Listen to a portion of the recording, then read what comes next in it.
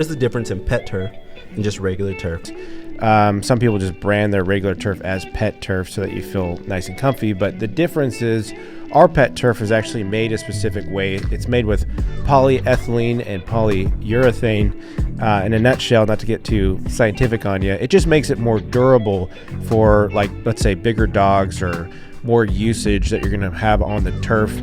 I've seen Great Danes, big pit bulls, 3 pit bulls. I remember this one shoot we did, and those things were just running all over it, and it stands up just fine. Also, I've heard countless times, we can't call it, allergy free or anything like that, but obviously you see less allergies because dogs usually get mud in their paws, or they get whatever, they get out there rolling it. Dogs are getting to everything out in the backyard. If you have pets, you understand what I'm saying. And they track it back inside. If you have allergies yourself, you go pet your dog, boom, you're in tears.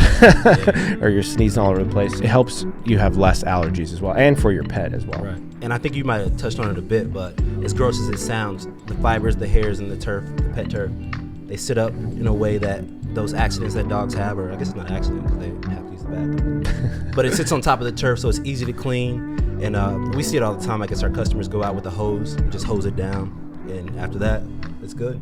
Absolutely. Yeah, it is definitely a big thing right now. People love their animals, love pets. I've seen it going for cats, dogs, rabbits, all sorts of things. So You've seen rabbits, right? I have. Wow. Yeah. Okay. They wanted their rabbits. All right. It's true.